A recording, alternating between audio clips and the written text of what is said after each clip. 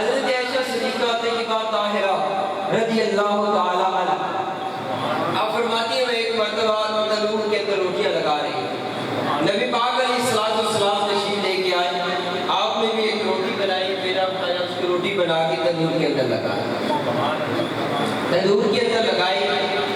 حضرت عائشہ رضی اللہ تعالی عنہ آپ فرماتی ہیں کہ میں نے جو نبی پاک علیہ الصلوۃ والسلام سے پہلے روٹیاں لگائی وہ بھی پکے تیار ہوئی، اور جو آپ کے بعد روٹیاں لگائی تھی وہ بھی پکے تیار ہوئی، لیکن جس پر حضور کو نور شاف یوم النشور کے ہاتھ مس ہو گئے وہ ابھی ویسے کی ویسے کھڑی ہے۔ یہاں پہ ہم کچی روٹی کا لفظ بھی نہیں بول سکتے کہ وہ کچی کھڑی ہے، ہم یہاں پہ یہ کہیں گے کہ اس پر آگ نے اثر ہی نہیں کیا، وہ ویسے کا ویسے آٹا کھڑا ہوا ہے۔ جب حضرت عائشہ رضی اللہ تعالیٰ عنہ آپ نے یہ ماجرا دیکھا، بڑی رات بڑی پریشان، کہ میں نے جو پہلے روٹیاں لگائی تھی وہ بھی پکے تیار ہو گئی، جو بعد میں لگائی وہ بھی پکے تیار ہو گئی، لیکن جس کے ساتھ امام الانبیاء کے ہاتھ مس ہوئے اس پر آگ نے اثر نہ کیا، آگ نے اس کو جلایا نہیں، آگ کی تپش نے اس پر اثر نہیں کیا۔ جب حضور کی بارگاہ میں حاضر ہوئی، یا رسول اللہ یہ ماجرا کیا ہے؟ بڑے وزنی جملے دینے لگا ہوں، جس کو سمجھ آ جائے وہ دونوں ہاتھ بلند کر کے سبحان اللہ لازمی بولے گا۔ آپ نے فرمایا عائشہ یہ تو دنیا کی آگ ہے، یہاں پہ اگر جہنم کی آگ بھی ہوتی تو اس کو نہیں جلا سکتے، کیونکہ اس کے اوپر محمد عربی کے ہاتھ وہاں ہوتے ہیں، اس پر محمد عربی کے ہاتھ لگ چکے ہیں، اور یہ دنیا کی آگ تو کیا جہنم کی آگ بھی اس پر اگر نہیں۔ دوسری ایک روایت سنے حضرت انس رضی اللہ تعالیٰ نے، آپ فرماتے ہیں نبی پاک علیہ الصلوۃ والسلام آپ ہمارے گھر میں تشریف لے کے آئے، جب آپ ہمارے گھر میں تشریف لائے آپ نے کھانا تناول فرمایا، تناول فرمانے کے بعد نبی پاک علیہ الصلوۃ والسلام آپ نے دسترخوان کے اوپر بیٹھے ہوئے تھے اور وہ وہاں پہ ایک کپڑا موجود تھا، محدثین فرماتے ہیں جس کو ہم روٹیاں رکھنے کے لیے استعمال کرتے ہیں، اور بعد نے لکھا کہ وہ اس جو جس کو کہنے کے کونا کہا جاتا ہے روٹیاں نام دے کے، بعد نے لکھا کہ ویسے کپڑا پڑا ہوا تھا، کونا نہیں تھا، ویسے کپڑا پڑا ہوا تھا ساتھ، نبی پاک علیہ الصلوۃ والسلام نے اس کے ساتھ اپنے ہاتھ مبارک صاف کیے۔ حضرت انس فرماتے ہمارے گھر میں مہمان آئے، جب مہمان آ گئے کھانا لگا، کھانا تناول کرنے لگے، اس کے بعد وہاں پہ وہی کپڑا موجود تھا لیکن وہ کپڑا کافی میلا ہو چکا تھا۔ حضرت انس رضی اللہ تعالیٰ عنہ فرماتے ہیں میں نے اپنی کنیز کو کہا کہ جاؤ اس کو صاف کر کے لے۔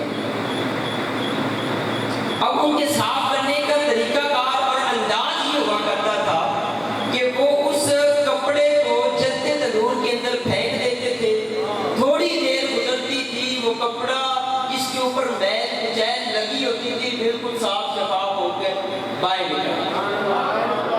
جب انہوں نے بھیجا کہ جاؤ اس کو تندور کے اندر پھینک دو، وہ جا کے پھینک دیتی ہے، تھوڑی دیر گزرتی ہے، حضرت انس فرماتے ہیں جاؤ جو میں نے کپڑا تمہیں دیا تھا صاف ہو گیا ہوگا واپس دیا۔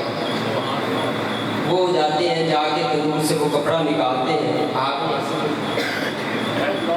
کا کام تو جلانا ہوتا ہے، آگ کے اندر جو بھی چیز ڈالی جائے آگ اسے جلا کے راکھ کر دیتی ہے، لیکن یہاں پہ معاملہ ہی الٹا ہے، کپڑے کو جلانے کی بجائے اس کی میل کچیل کو بالکل صاف کر دیا گیا، وہ اس کو اٹھا کے مہمانوں کے سامنے رکھتے، مہمان بھی بڑے حیران بڑے پریشان کہ یہ کیا عجب بات ہے کہ آگ کا کام جلانا ہوتا ہے، اور کپڑے کو تو بہت جلدی آگ اثر کرتی ہے، وہ جلا کے اس کو خاک کا ڈھیر بنا دیتی ہے، لیکن یہاں پہ جلانے کے بجائے اس کو صاف شفاف کر دیا گیا۔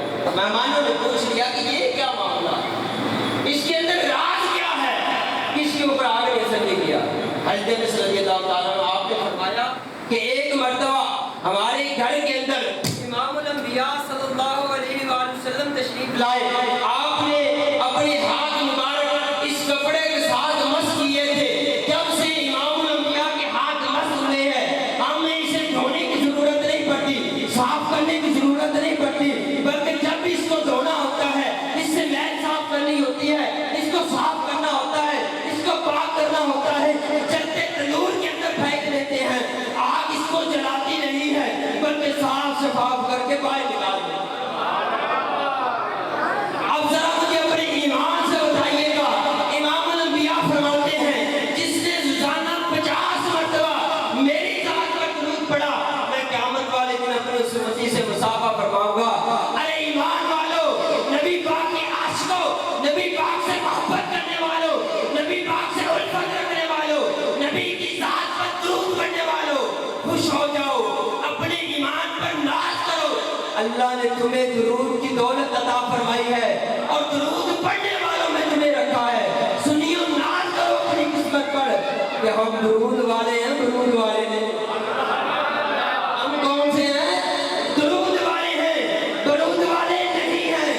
ذرا بتائیے گا دنیا کے اندر یہ عالم ہے کہ جس کے ساتھ امام الانبیاء کا ہاتھ مس ہو جائے اس پر آگ اثر نہیں کرتی. جب قیامت کا دن ہوگا, میدان محشر کا دن ہوگا, نفسا نفسی کا عالم ہوگا, اس وقت اپنے جس امتی سے امام الانبیاء نے مصافحہ فرما دیا, جہنم کی آگ اس پر کیسے اثر کرتی, کیسے جہنم کی آگ اس کو جلا سکتی ہے.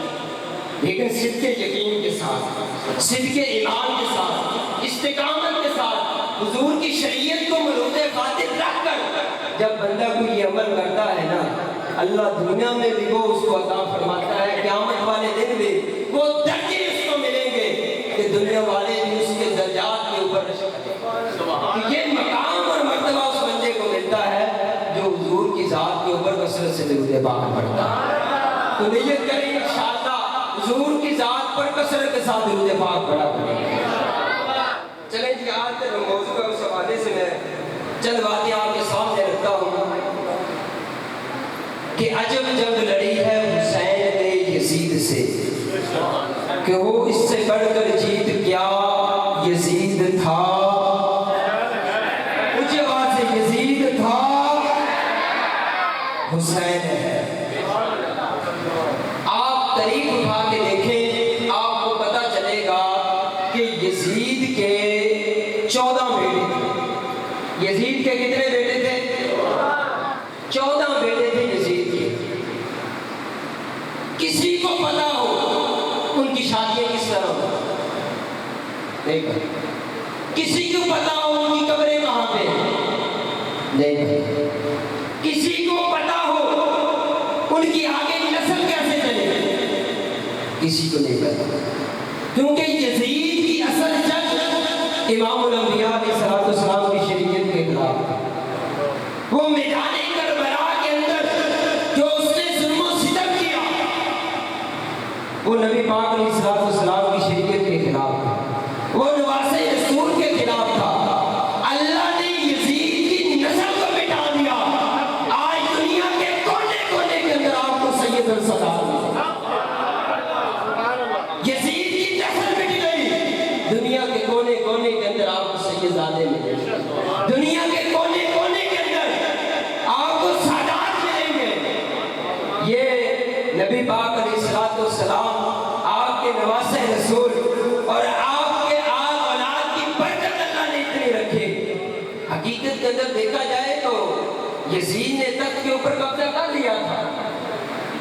اگر میدان کے اندر غور کیا جائے تو اس وقت تو وہ اپنی جیت کے جشن منا رہا تھا, لیکن اس کو کیا پتا تھا یہ جو آج میں کر رہا ہوں اس کی وجہ سے قیامت تک مجھ پر لعنت برستی ہے. اس کو کیا پتا تھا میری نسل کا نام و نشان مٹ جائے گا, اور جن کی وجہ سے میں یہ تاج و تخت کے اوپر قبضہ کر رہا ہوں یہ مجھے لیٹ ہو گئی کہ میری نسل جو ہے اس کا نام و نشان مٹا دے گی.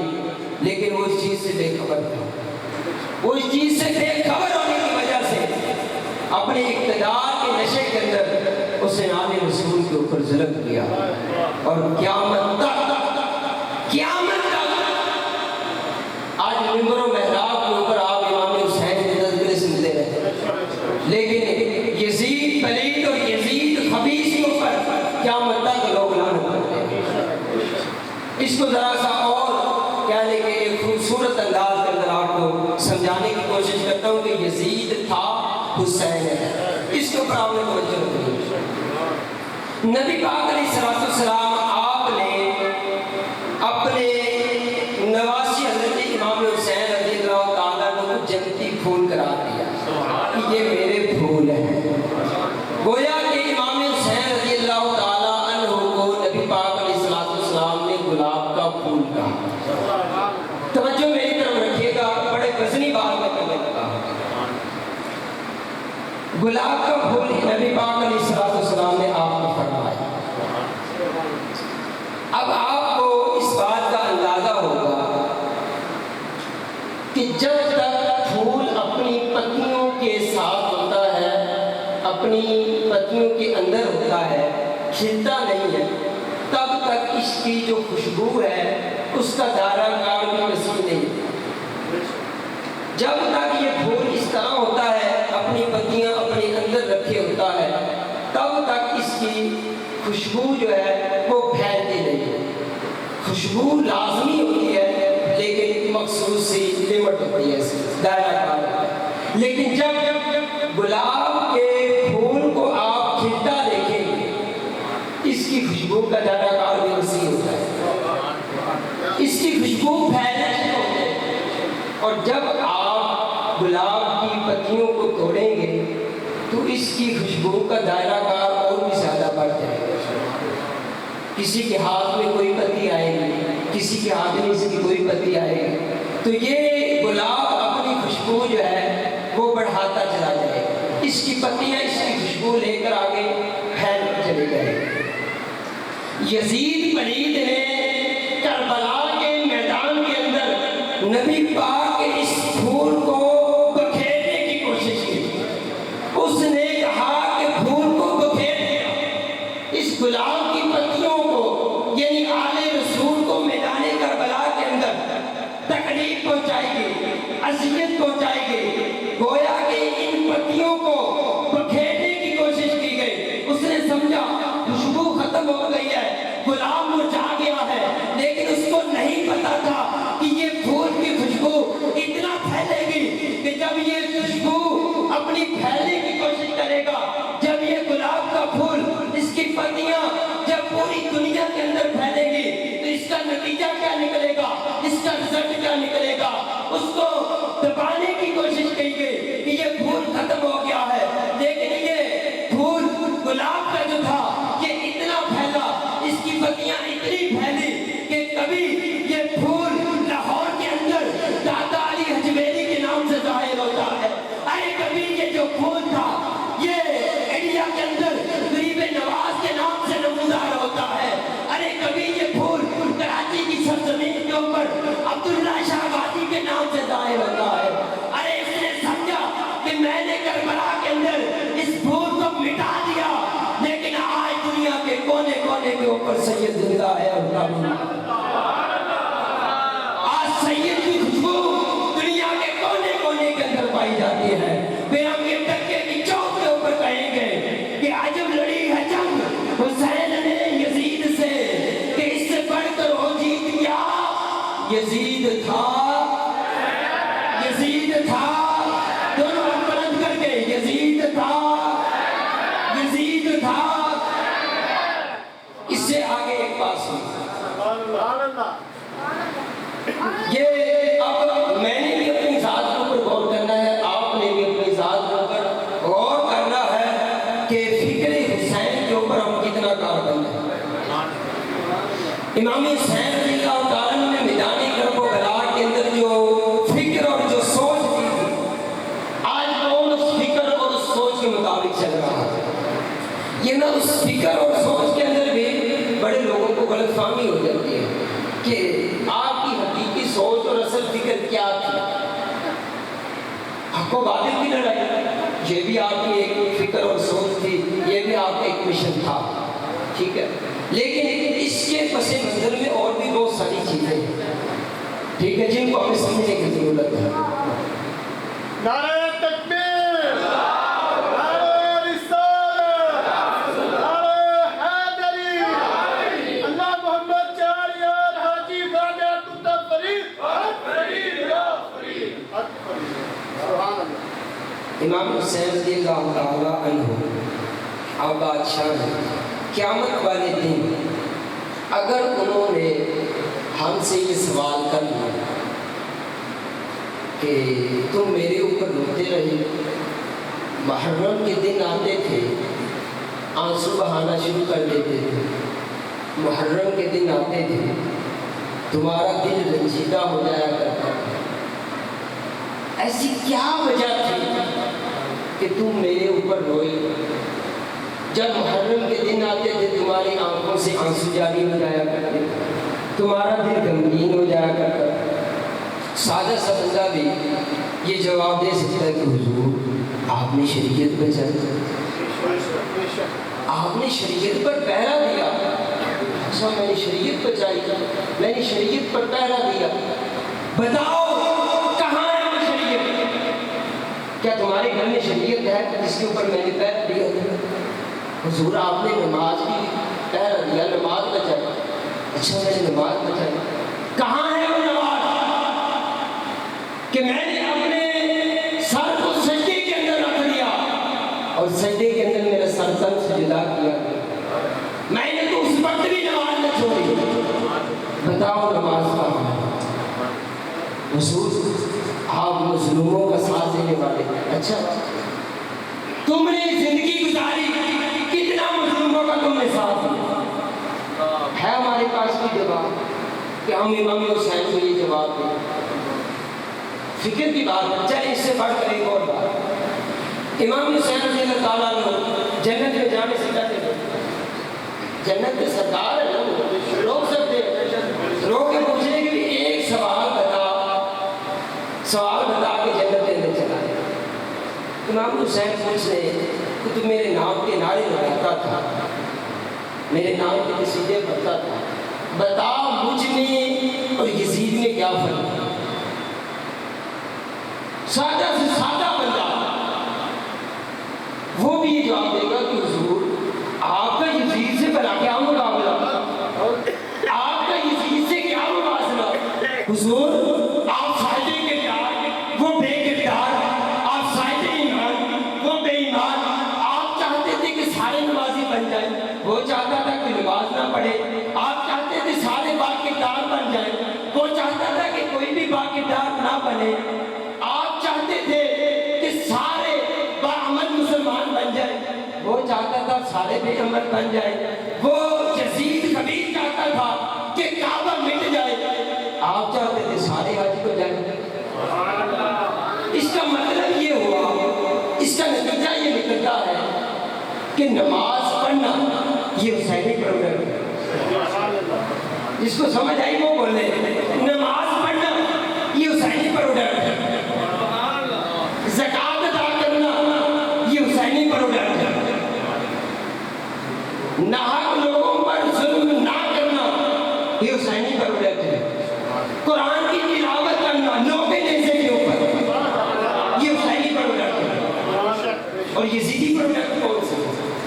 نماز نہ پڑھنا یزیدی پروگرام ہے، قرآن کی تلاوت نہ کرنا یزیدی پروگرام ہے، بے عمل رہنا یزیدی پروگرام ہے، لوگوں پر ظلم کرنا یزیدی پروگرام ہے، شراب پینا یزیدی پروگرام ہے، جوا کھیلنا یزیدی پروگرام ہے، بے حیائی اور فحاشی پھیلانا یزیدی پروگرام ہے۔ اب خلاصہ اس بات کا کیا نکلتا ہے کہ میدانی کربلا کے اندر دو کمپنیاں، توجہ کریے گا، خلاصہ آپ کے سامنے رکھنے لگا۔ ایک کی یہ سوچ اور ایک کا فکر اور ایک کا نظریہ یہ تھا کہ جان چلی جاتی ہے تو چلی جائے، حضور کی شریعت پر آنچ نہ۔ یہ حسینی کردار تھا، یہ حسینی مشن تھا۔ یہ کردار اور یہ سوچ میدان کربلا کے اندر تھی کہ جان چلی جاتی ہے تو چلی جائے، قرآن کی تلاوت ہمارے لبوں سے جدا رہا، جان جاتی ہے تو چلی جائے، حضور کی شریعت پر کبھی بھی کمپرومائز نہیں کرنا۔ یہ تھی حسینی پروگرام، یہ تھی حسینی فکر، یہ تھی حسینی سوچ۔ اور مد مقابل یزیدی فکر کیا تھی؟ لوگ نماز نہ پڑھیں، لوگ قرآن نہ پڑھیں، لوگ ظلم و ستم کے اوپر تلے رہے، لوگوں کا حق دباتے رہے، لوگ بے عمل ہو جائیں، ان کی مسجدیں ویران ہو جائیں، جس طرح اس نے مسجد نبوی شریف میں گھوڑے بدلوائے۔ یزید تو یہ چاہتا تھا کہ یہ ساری چیزیں مسلمانوں میں عام ہو جائے، مسلمان فحاشی بھی حیائی مسلمانوں کے اندر پھیل جائے، مسلمان عیاش بن جائے۔ یہ بھی یزیدی سوچ، اور اس کے مقابلے میں حسینی سوچ کیا ہے؟ اگر قیامت والے دن سننا بڑا وزنی جملہ دینے لگا ہوں، اگر قیامت والے دن امام حسین نے یہ ہم سے سوال کر لیا، ارے آپ مسلمانوں ساری زندگی یزیدی سوچ پر عمل کرتے رہے، ساری زندگی یزیدی فکر کا پرچار کرتے رہے، ساری زندگی یزیدی طریقوں پر عمل کرتے رہے، اور آج منہ اٹھا کے حسینی دفتر میں مزدوری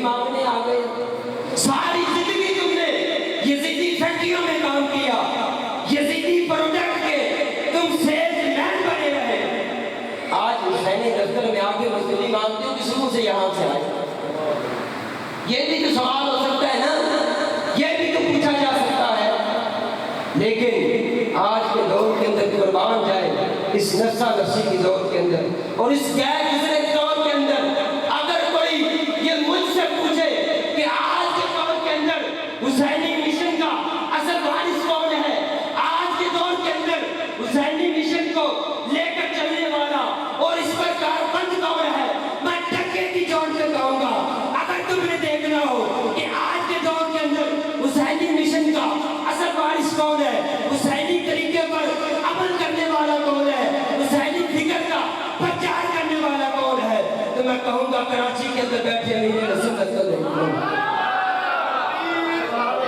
نعرہ تکبیر، نعرہ رسالت، حیدری، تاجدار ختم نبوت زندہ باد، تاجدار ختم نبوت زندہ باد، لبیک یا رسول اللہ، لبیک لبیک یا رسول اللہ، لبیک۔ آج کے دور کے اندر اگر دیکھنا ہو حسینی فکر کا اصل وارث کون ہے، امام حسین نے کربلا کے اندر جان قربان کر دی، قرآن کو نہ چھوڑا۔ امام حسین نے کربلا کے اندر جانوں کے نذرانے پیش کر دیے، نماز کو نہ چھوڑا۔ آج یہاں پہ ہم کربلا کی داستانیں سن لیتے ہیں، کربلا کے واقعات سن لیتے ہیں، رو بھی لیتے ہیں، آنسو بھی بہا لیتے ہیں۔ ارے وہ تھے جنہوں نے کربلا میں نماز کو نہ چھیڑا، آج تو میسوٹ کے اندر بھی نماز نہیں پڑھی۔ انہوں نے تختی ریت کے اوپر، نو کے نیزے کے اوپر قرآن کی تلاوت کو نہ چھوڑا۔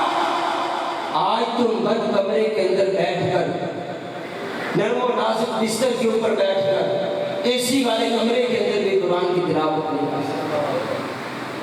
آج کے دور کے اندر اگر چاہتے ہو حسینی مشن کے بعد لوگوں کے ساتھ مل جائے تو دعوت اسلامی کے ماحول کے ساتھ وابستہ، وہاں سے تمہیں اصل حقیقی جو مشن ہے امام حسین کا وہ تمہیں خوشبو نظر آئے گا، وہاں سے تمہیں وہ مہک، وہ خوشبو ملے گی جو کربلا کے اندر امام حسین اپنی امت کو دے کے گئے، نبی پاک کی امت کے لیے وہ چھوڑ کے گئے تھے، وہ خوشبو آج تمہیں اس ماحول سے ملے گی۔ کیا مقصد تھا، کیا ایجنڈا تھا؟ اگر بات صرف اتنی ہوتی کہ حق و باطل کی بات کہ بائت کر لی جاتی، یزید تو تیار تھا، ان کا حضور آپ بائت کرے، وزارت کہیں گے وزارت دوں گا، جو بھی ایسی شرط کے سامان کہیں گے مہیا کروں گا، آپ کے مادات رہ کے جو آپ کا حکم ہوگا اپنے سر کے اوپر رکھوں گا۔ لیکن آپ نے فرمایا نہیں، وجہ کیا تھی؟ تو شرابی ہے، تو زانی ہے، تو لوگوں کے اندر بھی حیائی پہ لانے والا ہے، تو حضور کی شریعت کا باغی ہے، اس وجہ سے تیرے ساتھ کبھی بھی اتحاد نہیں کیا جا سکتا، تیرے ساتھ کبھی بھی کمپرومائز نہیں کیا جا سکتا۔ کچھ لوگ ناقابل اندیش کہہ دیتے ہیں کہ وہ یزید کو رحمت اللہ علیہ کہنے والے لوگ، اس طرح کی مخلوق بھی اس دھرتی کے اوپر پائی جاتی ہے، معاذ اللہ ثم معاذ اللہ۔ وہ اس طرح کہ کیا ضرورت تھی اتنی جانوں کے نذرانے کربلا میں پیش کرنے کی؟ صرف اس نے اتنا ہی کہا تھا کہ ووٹ مجھے دے دو، اے امام حسین کا ہر دنیا کی نعمت تمہیں دوں گا، بس اتنی بات ہے کہ میری بائت کرنا۔ ان کو پتہ ہی نہیں تھا اگر امام حسین وہاں پہ حق کا علم بلند نہ کرتے تو پھر آج دنیا کے اندر کیا ہونا تھا۔ ایک شاعر بڑی خوبصورت ترجمہ لکھی ہے، توجہ کریے گا۔ شاعر کہتا ہے حسین میرا، حسین تیرا، وہ خشکیوں کا، سمندروں کا، وہ صوفیوں کا، کلندروں کا، حسین کرنا شہید ہوتا تو آج گھر گھر میں یزید ہوتا، نبی کی سنت عیان ہوتی، خدا کے گھر میں اذان آتا۔ ایسا حسینی کردار کربلا کے میدان میں فرمایا کہ تو اپنے گھوڑوں کو مسجد نبی شریف کے اندر باندھے، وہاں پہ نماز نہ پڑھی جائے، وہاں پہ اذان نہ دی جائے، تیرے ساتھ کیسے اتحاد کیا جا سکتا ہے؟ تیرے ساتھ بیٹھ کر گفتگو کی جا سکتی ہے؟ یہ تھا امام حسین رضی اللہ تعالیٰ عنہ جس کو آج ہمیں سمجھنے کی ضرورت ہے۔ اور آج اگر میں اس مفہوم اور اس حقیقی مقصد کو واضح طور پہ آپ کے سامنے رکھوں تو آج کے دور کے اندر دیکھ لیں مسجد برو تحریک اس نے شروع کی ہوئی ہے. آج اگر دیکھ لیں قرآن کے نام کے اوپر پوری دنیا کے اندر مساجد کون بنا رہا ہے؟ آج کون اس بات کی طرف بلا رہا ہے کہ لوگوں نیکی کا حکم دو برائی سے منع کرو؟ آج کون اس بات کی طرف آپ کو دعوت دے رہا ہے کہ اے مسلمانوں آ جاؤ امام حسین کے کردار کے اندر اپنے آپ کو ڈال دو؟ آج کون ہمیں بتا رہا ہے؟ آج کون ہمیں بتا رہا ہے کہ مسلمانوں اپنے حریت کو اسراف کے مطابق کر لو؟ آج کون ہمیں بتا رہا ہے کہ مسلمانوں اپنا اوڑھنا اپنا بچھونا اپنے معاملات زندگی کو حسینی طریقے کے مطابق؟ کون ہمیں بتا رہا ہے؟ وہ مرد کلندر ہمیں بتا رہا ہے کہ جو جب محرم کے ایام آتے ہیں تو آپ کا ایک نعرہ ہوتا ہے لوگوں نکلو راہ خدا کے اندر، نکلو امام حسین کی سنت کو زندہ کرنے کے لیے، چھوڑو اپنے دربار کو، چھوڑو اپنے بیوی بچوں کو، نکلو راہ خدا کے اندر، مدنی قافلوں کے اندر، تمہیں پتہ چلے کہ امام حسین کربلا میں کیا کہہ رہے ہیں. جب دربار کو چھوڑو گے، باہر نکلو گے، لوگوں کی باتیں سنو گے، پھر تمہیں اندازہ ہوگا کہ حسینی اصل مشن کیا تھا اور کس کردار کے ساتھ امام حسین کربلا کے اندر ڈٹے. دو چار باتیں لوگوں نے آپ کو سنائی نا، آپ کی عقل ٹھکانے آ جائے گی، آپ کو سمجھ آ جائے گی کہ کربلا کے اندر ڈٹ جانا، سامنے ہزاروں کی تعداد میں یزیدی فوجیں ہو، پانی بھی بند کر دیا ہو، ان کے سامنے ڈٹ جانا حضور کی شریعت کا محافظ بن کر، یہ کتنا مشکل ہے. اور یہ میں بات آپ کے سامنے رکھ دوں، عام بندے کی سمجھ میں نہیں آئے گا کہ کربلا میں امام حسین کیا کرے. عام بندے کی سمجھ میں نہیں آئے گا. یہ اس بندے کی سمجھ میں آئے گا جس نے اپنی زندگیوں کو خطروں میں ڈالا، جس نے اپنی خواہشات کو دبایا ہوتا، جس کے سامنے غلط ہو رہا اور وہ اس کے سامنے حق کا علم بلند کرے اور اس کی وجہ سے اس کو پریشانیاں آئیں، تکلیفیں آئیں، گھر سے نکال دیا جائے، محلے سے نکال دیا جائے، مسجد سے نکال دیا جائے، تب اسے پتہ چلتا ہے کہ امام حسین کربلا کے اندر کیا کہہ رہے ہیں. اس بندے کو کیا پتا جس نے کبھی حق کی آواز کو بلند نہیں کی؟ اس کو کیا پتا جس نے کبھی حق بات کو سینڈ نہیں ہوئی؟ اس بندے کو نہیں سمجھ آئے گی کہ کربلا کے اندر امام حسین کیا کہہ رہے ہیں. اکثر لوگ یہ کہتے ہیں کہ تینوں کی مسئلہ انہوں نے رونا سی، تینوں کی مسئلہ سی نے بیٹا بناؤ. غریب پر ظلم اور زیادتی ہو رہی تھی، ایک لیڈی والے کو مارا جا رہا تھا، اس کے اوپر ظلم و زیادتی کی جا رہی تھی. آپ کی زبان وہ اتنا الفاظ کہنے میں نہیں آئی کہ غریب کے اوپر ظلم ہو رہا ہے یار اس کا ساتھ دینا چاہیے.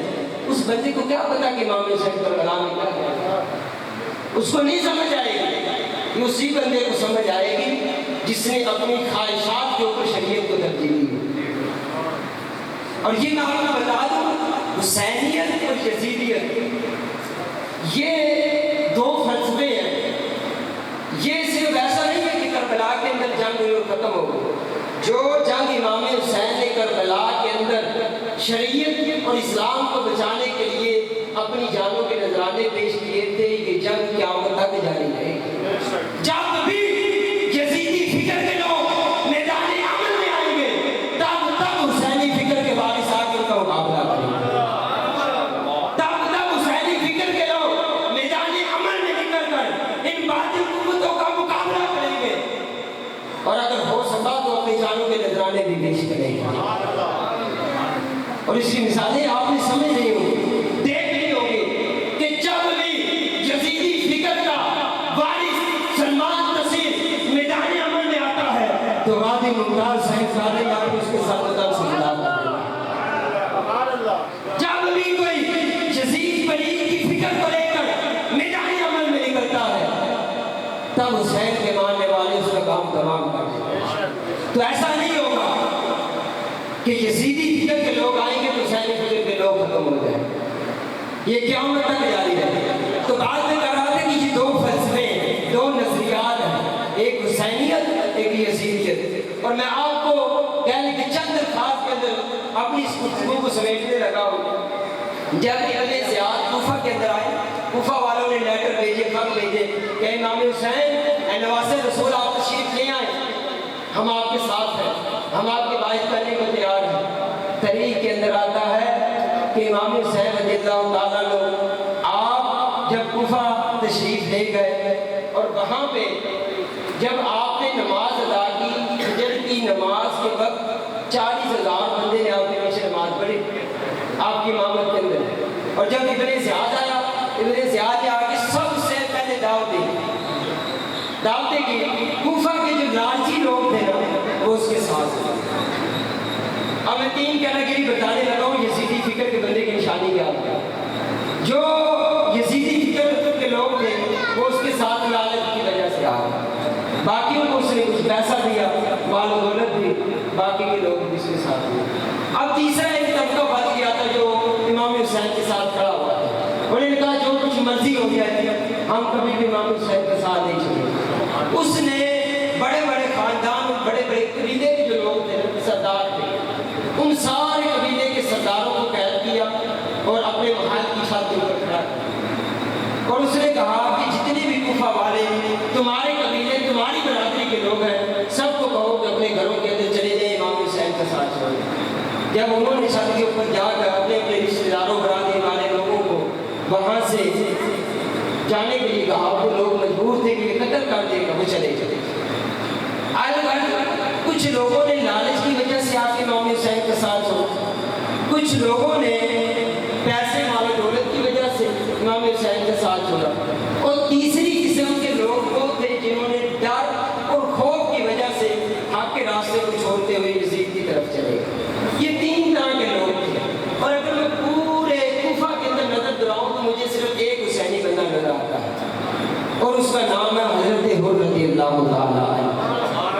یہ پہلے یزیدی فوج کے اندر جب انہوں نے دیکھا نبی پاک کے نواسے کو آتے ہوئے، جب انہوں نے دیکھا نبی پاک کے خاندان کو آتے ہوئے، اس نے دور سے دیکھا چمکتے ہوئے چہرے، رونق والے چہرے، حسین و جمیل چہرے، جب اس نے دیکھا انہوں نے کہا کہ اتنے حسین و جمیل چہرے کبھی بھی باطل والوں کے نہیں ہو سکتے، ارے یہ تو حق والوں کے چہرے ہیں جو اتنے چمکدار ہیں، جو اتنے روشن ہیں، جو اتنے حسین و جمیل ہیں، یہ کبھی بھی جھوٹوں کے چہرے نہیں ہو سکتے۔ اس نے یزیدیت کے اوپر لعنت کی اور اس نے اعلان کر دیا کہ میں آج سے امام حسین کے ساتھ صرف 2 سے 3 نمازیں اس نے پڑھی تھی حضرت امام حسین کے پیچھے، کتنی 2 سے 3 نمازیں، اور اس نے مقتدی ہونے کا حق ادا کر دیا امام حسین۔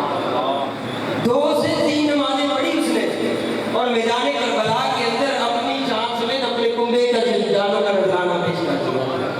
اور آج ہم دیکھیں ہم اپنے علماء کے ساتھ کتنے کھڑے ہوتے ہیں، ہم حق بات کے اوپر اپنے ائمہ کرام کے ساتھ کتنا کھڑا ہوتا ہے۔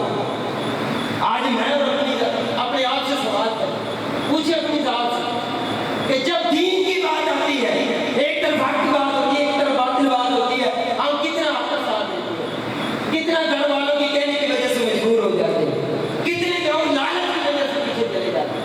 یہ بھی تو امام حسین رضی اللہ تعالیٰ کی فکر ہے، یہ بھی تو ان کی سوچ تھی۔ یہ تو حضرت حر کو پتہ چلا کہ امام حسین رضی اللہ تعالیٰ کی شان و مقام و مرتبہ ہے۔ 2 نمازیں پڑھنے کے بعد اپنی جان آپ کے لیے حاضر کر، ضرور یہ جان کیا آپ کے لیے میرا کنبہ دیا۔ تو یہ سوچ اور یہ فکر حضرت امام حسین نے کربلا کے اندر دیا، اور آج مسلمان اگر اسی سوچ اور اسی فکر کو لے کر اس پر عمل کرنا شروع کر دے تو آج معاشرے کے اندر اس سے بھی بہتری آپ کو مل سکتی ہے۔ آج ہماری مساجد کا نظام بہترین ہو سکتا ہے، آج ہماری مساجد آباد ہو سکتی ہے۔ ذرا فجر کے ٹائم اٹھا نہیں جاتا نا، حسینیت کا نعرہ مار کے ذرا فجر کے ٹائم اٹھا کرے گا اور کہے ہم امام حسین کے ماننے والے ہیں، اور یہ نیند جو کیا ہماری جانیں بھی ہو ہم شریعت کے اوپر قربان کرنے کے لیے جائیں، یہ نعرہ مار کے اٹھے کہ حسینیت زندہ باد، آج فجر کی نماز ادا کریں گے، یہ نعرہ مارے حسینیت زندہ باد، ساتھ میں روزے بھی پورے کریں، حضور کی شریعت پر عمل کرنے کے بعد پھر یہ نعرہ مارے حسین زندہ باد، پھر بتانے کا نعرہ مارے، پھر پتہ چلے گا کہ واقعی فکر حسین کے اوپر کاروائی ہے، واقعی امام حسین جو ہمیں سوچ، جو نظریہ، جو فکر دے کے گئے تھے، آج ہم اس کے اوپر ڈٹے ہوئے، آج اس کے اوپر ہم عمل کر رہے ہیں۔ اسلام تو یہ تو زندگی چلتی رہے، نظام چلتا رہے گا، لیکن بندہ کامیاب وہی ہے کہ جو امام حسین کی فکر کو سمجھے اور اپنی زندگی کو اس فکر کے اوپر بنا دے۔ یہ آج ہم اس فکر کو سمجھ لیں تو ہماری زندگیوں کے مقصد پورے ہو سکتے ہیں۔ ساری گفتگو کا اگر خلاصہ بیان کیا جائے تو بات ہے بس اتنی سی مختصر، یزید تھا، حسین ہے۔ اللہ ہمیں عمل کی توفیق عطا فرمائے، آپ کی فکر کو سمجھ کر آپ کی فکر پر عمل کرنے کی توفیق عطا فرمائے۔ آخر میں میرا جو پیغام ہے وہ نوجوانوں کے لیے بالخصوص، آپ دین کا سرمایہ ہے، آپ اس ملک کا سرمایہ ہے، آپ اس ملت کا سرمایہ ہے۔ ہمارے بزرگ بیٹھے ہیں، ان کی رہنمائی کے لیے چلے، انہوں نے اپنی زندگیاں گزار دی، انہوں نے جو کچھ دین کے لیے محنتیں قربانیاں دینی تھی انہوں نے دے دی۔ اب ہم نے اس مشن کو آگے لے کے چلنا، ہم نے اس دین کے پیغام کو آگے لوگوں تک پہنچانا۔ اللہ ہمیں اس مشن کو سمجھ کر اس کے مطابق اپنی زندگیاں گزارنے کی توفیق عطا فرمائے۔ آمین۔ وما علینا الا البلاغ۔